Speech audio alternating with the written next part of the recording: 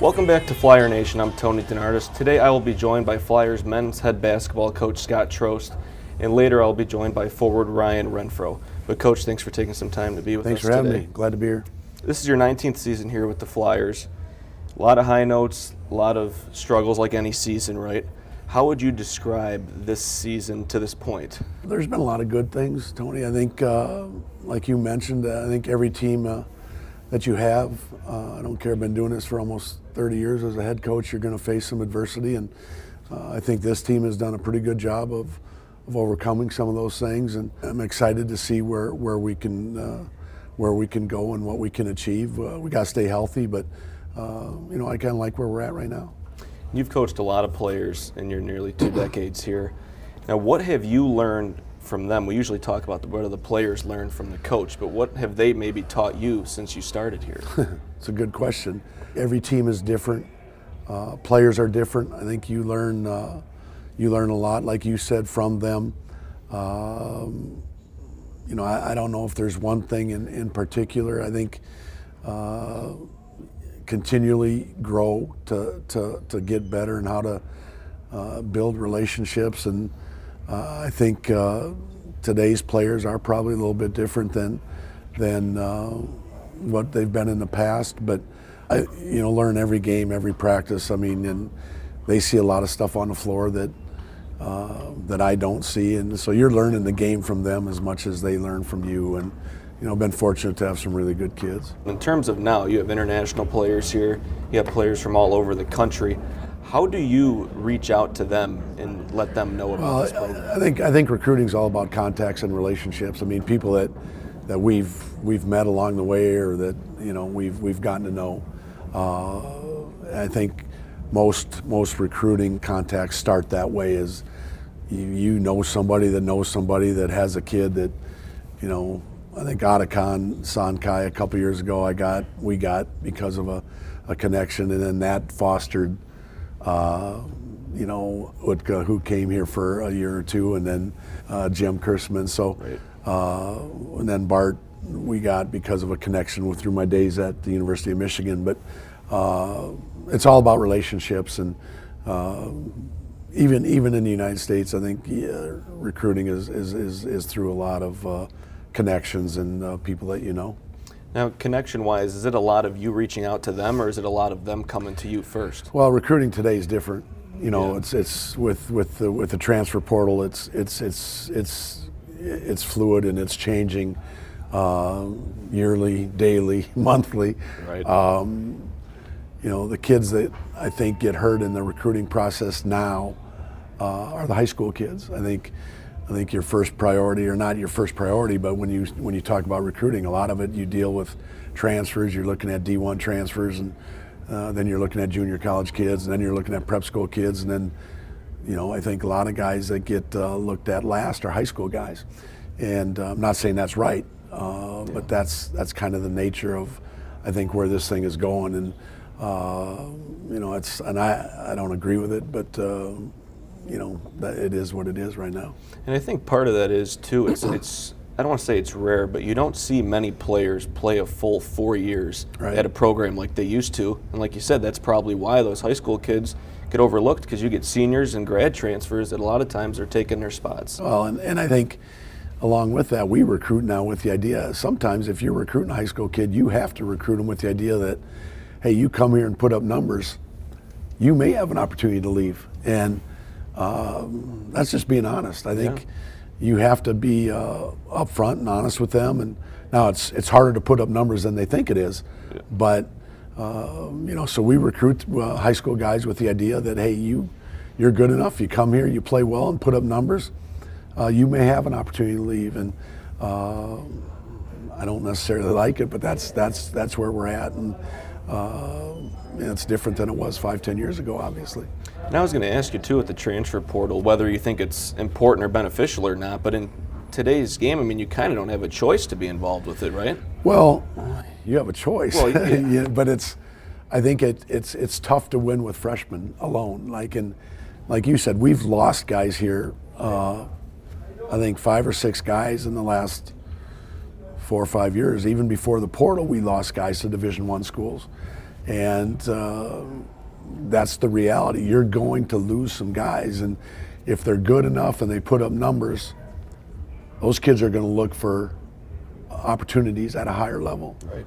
Conversely, if guys don't play here, then they're looking to move too, because they want to go someplace maybe where they can play. So, every year your team is going to be different, and it's like roster management. You got to see what you have with your scholarships and how your team can come together. And but it's a fluid situation, and we have a lot of people call us now, high school coaches.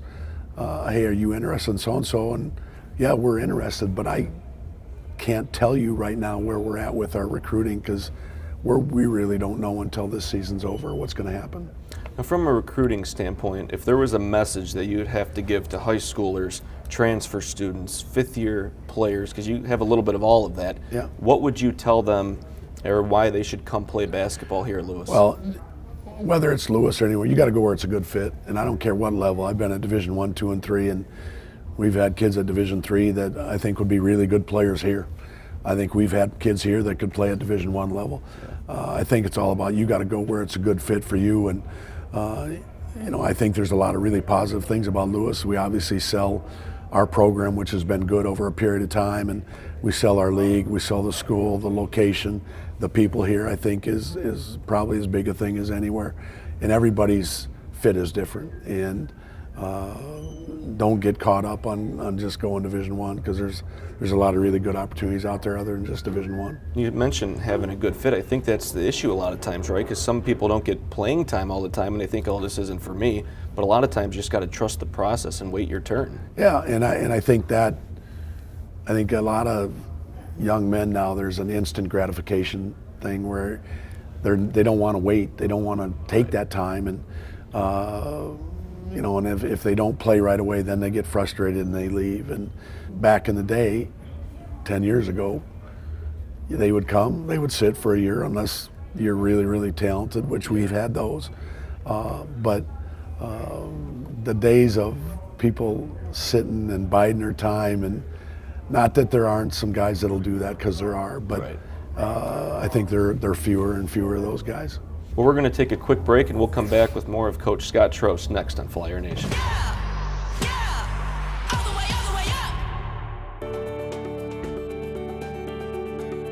The Ray Strong Foundation was created about 4 years ago. It came after, as a couple, we had our first child. She was born at 24 weeks. She weighed 1 pound, 12 ounces. Then she proceeded to spend another 4 months in the NICU. That was the time that she should have been growing in the womb. During the 4 months, we visited her daily, and we got to sit down with the doctors and the nurses, and the amount of medical knowledge and what they can do to make sure that your child survives is amazing. And just the experience, it was nothing we could have ever been prepared for. So emotionally, we became very tied to the micro-preemie world. And that was when we decided to create a foundation with the goal of trying to give thanks back to the NICUs, the nurses, and then also provide any sort of emotional or financial help to other families that might experience what we went through. We've had the opportunity to host over 40 events, celebrating micro-preemies, fundraising, and bringing awareness to micro-preemies and their families. When you get a chance, check us out on Instagram, Facebook, or our website at raystrong.org. Donate, and thanks again for all the support. Thank you. Indy with the ball. It's Jackson, double team up high. Lost the handle. Vanderheit diving for it. It's Anderson who came up with it. Warden goes cross court to Sales. Back to Vanderheit. Here's a three. Bullseye! That looked great. Right as it left his hands. Vanderheit brings it within one. Transitioning a little bit over to the current season for you guys. Typical week.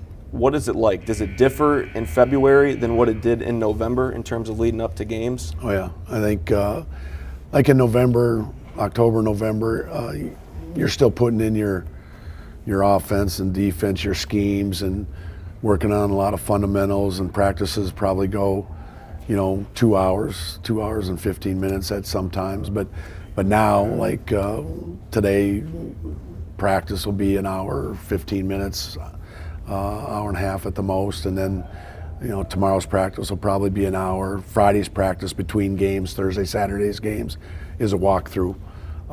So once we're in the meat of our season, our practices become much shorter and less intense, but trying as anything to get guys to games and keep them healthy as much as anything.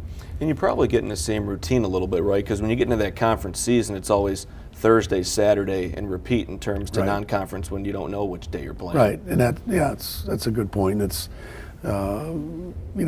people are creatures of habit, and so our schedule, we're off plays Thursday, Saturday, we're off on Sunday.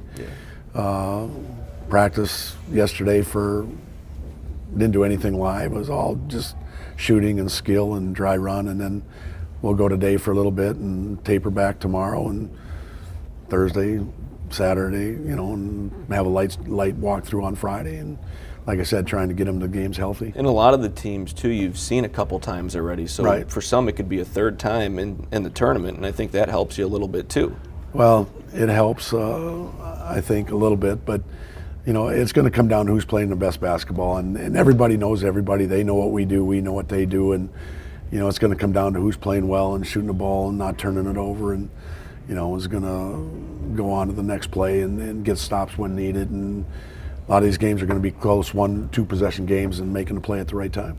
And you mentioned got to rebound the ball, right, and play defense. Again, it's something we emphasize, and I think they realize and understand the importance of getting a stop. I mean, you're not going to be able to shoot the ball like we did against Maryville every game or whatever, but you're going to win these games, close games. You're going to have to get stops at crucial times, and I think our guys understand that. Now, easier said than done against some of these teams, but we're gonna win games, and we're gonna go as far as we will, based on our ability to get stops at crucial times, and we've shown the ability to do that at times. We need to be a little more consistent. End goal, what is it for you guys? Well, I think it's always to compete for championships here, and we've been in 5 championship games in the GLVC since we've been here. We were in the championship game last year, and I thought we were very deserving of being in the NCAA tournament last year. I think, we beat Upper Iowa 2 out of 3 times, they go. We beat William Jewell 2 out of 3 times, they go. But I think we've put ourselves in a position where all these games are meaningful. And number one is we have to avoid injury, and I think defensively we need to just maintain where we're at, if not get better still. And I've said this, and I'll say it till the day I quit coaching, is you got to defend, rebound, and don't turn it over. And I think if we do those 3 things, if you do 2 out of the 3, you got a great shot. I think we've shown that if we can stay healthy and have everybody together, we can put up some points, and our defensive transition needs to be better. We need to do better jobs guarding ball screens. We need to keep rebounding the ball at the rate we are, and then we need to take care of it. But if we can do those things, then I think we have a shot to beat anybody. Now, the beauty and the beast, I think the thing about this league is I don't think there's a great team in this league this year. I think there's a bunch of really good teams, and I think the teams on the bottom are capable of beating anybody. So the main thing is getting that tournament, and then hopefully you're peaking and playing your best ball at the end. Well, Coach, I appreciate your time, and best of luck moving forward this season. Thanks for everything, Tony. Appreciate what you do for our basketball team. Of course. Up next, Ryan Renfro, Flyers forward, will join us right here on Flyer Nation. It is a new day for jobs and careers, and the skills needed to compete are rapidly changing. This is why more students are choosing Lewis University. Lewis prepares you for emerging opportunities in some of the most highly sought after fields. Higher education is the most crucial investment you can make in your future. Lewis provides you with a lasting education that will launch you towards success today and strong growing careers of tomorrow. Begin an education that will pay dividends for a lifetime. Learn more at lewisu.edu. For over 50 years, WLRA has been on air showcasing countless students. As the first all-digital college radio station, Lewis University students are given access to industry-leading equipment. Equipment that commercial stations utilize, equipment that creates, and equipment that brings radio to life. I like WLRA because it gives me the opportunity to get experience with news broadcasting and working with radio. Stop by De La Salle 210 or at WLRA Radio to get started on your radio career. Renfro and Dutton got tangled up. They're both back up on their feet. Renfro on the wing, 6 to shoot, has to hand it off, gives it to Vanderheit, back to Renfro. He's going to have to put up a shot, and he throws it down! Man. Renfro climbing the ladder. Wow, that was something else. Ryan, thanks for taking some time to talk with me today. Yeah, thanks for having me. It's great to meet you. Yeah, so before we get into this current season, how things have been going for you and your team, what stood out to you about Lewis that made you want to come here and play basketball?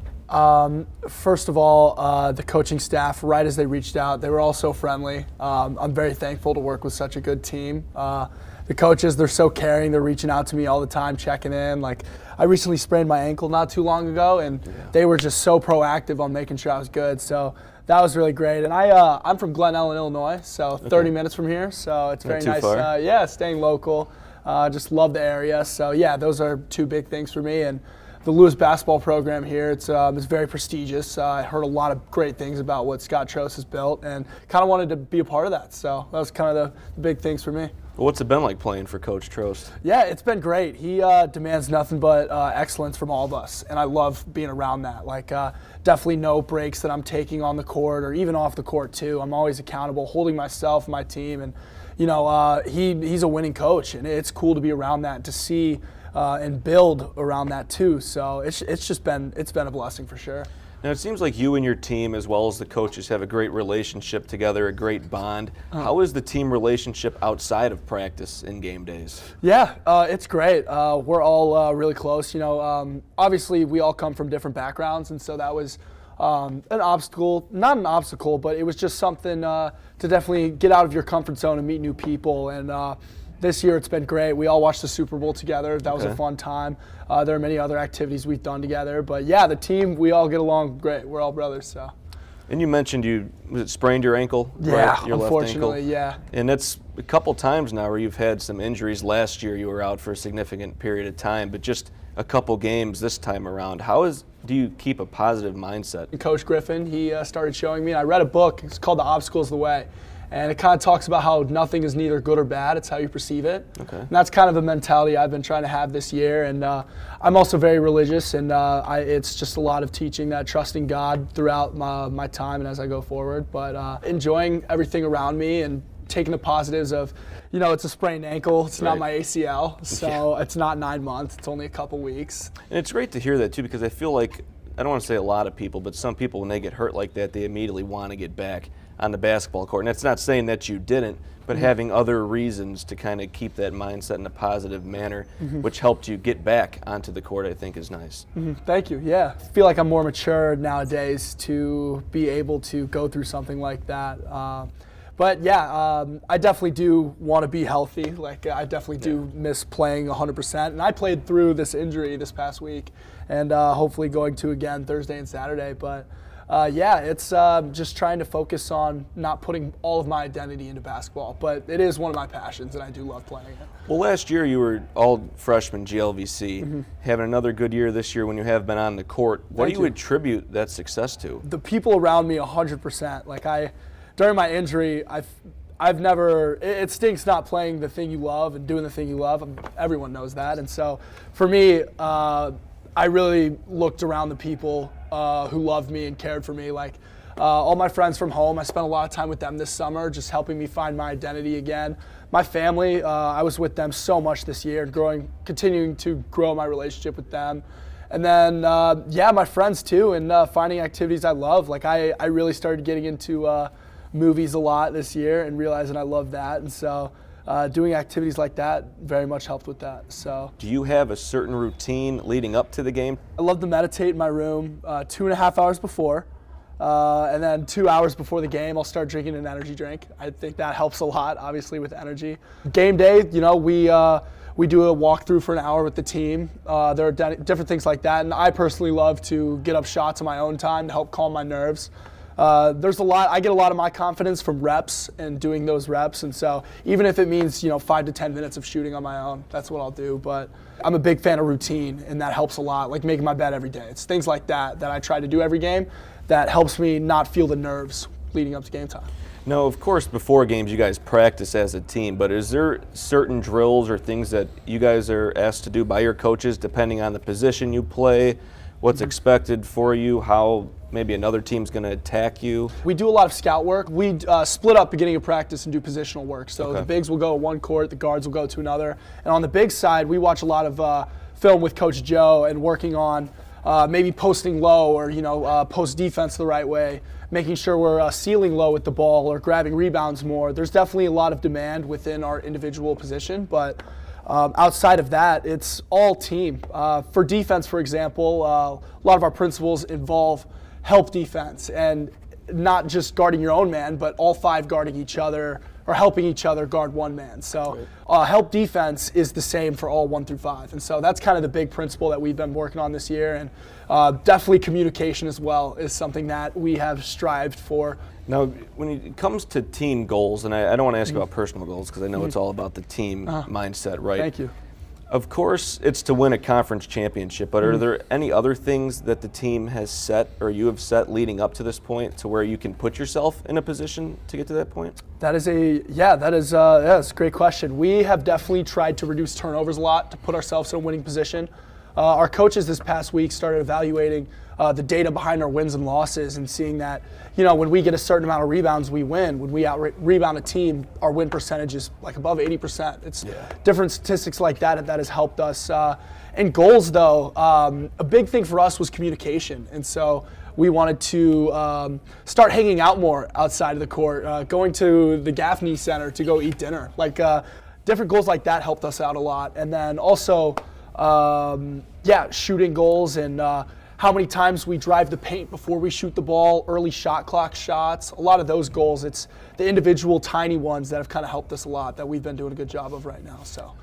And I don't think a lot of people realize that too, but it's not all the time that you get to be on the court practicing. There's so much that goes on behind the scenes, which sometimes is almost more important to get you guys ready for a game. I'm an avid fan of sleep. I love 8 to 10 hours, big fan. A lot of my teammates do too. That's not always easy to get. No, especially with midterms and you know how school is. Yeah. So, but yeah, it is like that.